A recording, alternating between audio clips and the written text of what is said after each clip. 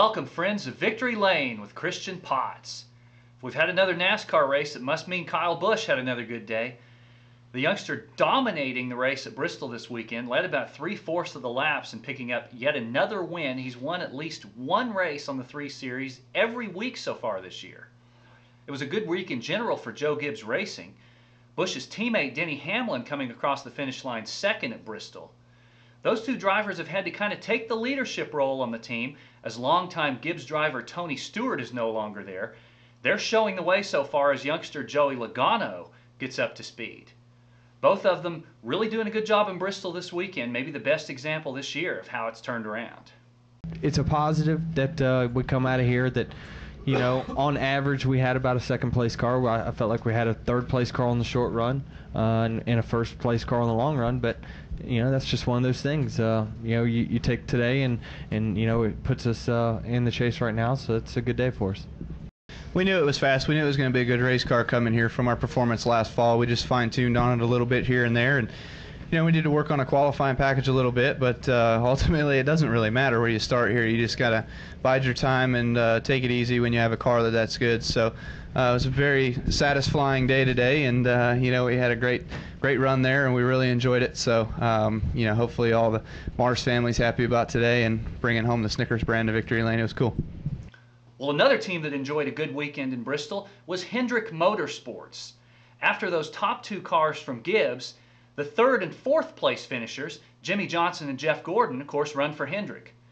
It's almost like that team has been in a slump.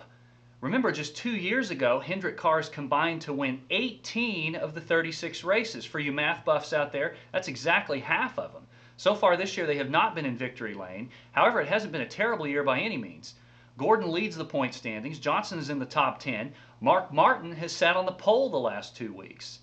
For Johnson's team, the off week was really good as they got in the shop and got some things figured out. Helped them out as they finished third in Bristol.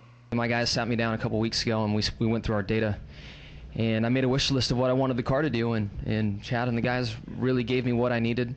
I wish we could go race again for 500 more right now, because a couple small adjustments, the rhythm I was picking up at the racetrack, things were really starting to make sense to me. So great effort. Well, we'll look again here at the economy and how it's affecting NASCAR. Some good news and some bad news this week. We'll start with the bad.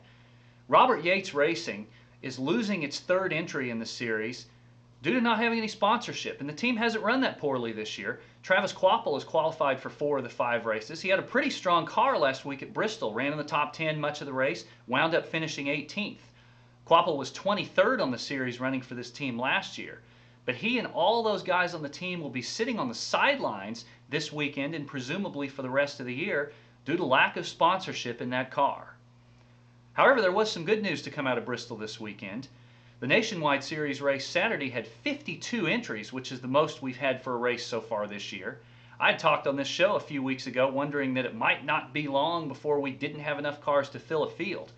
Hopefully this is a trend and I was wrong, and the series can continue to get cars out. Maybe the best sign from Bristol was the number of people in the seats. Saturday's Nationwide Series race and then the special Saturday night special that followed, featuring a dozen legendary drivers, sold out, as did Sunday's Sprint Cup main event. Of course, Bristol doesn't have the number of seats that some of the bigger tracks have, but it's a good sign to see everyone there. Well, this short track stretch on the schedule continues this weekend as drivers go to Martinsville, Virginia. We'll look back at that race next week. We'll also look ahead to the IndyCar Series, which gets going pretty soon with its 2009 campaign. Thanks for being here. We'll see you next time in Victory Lane with Christian Potts.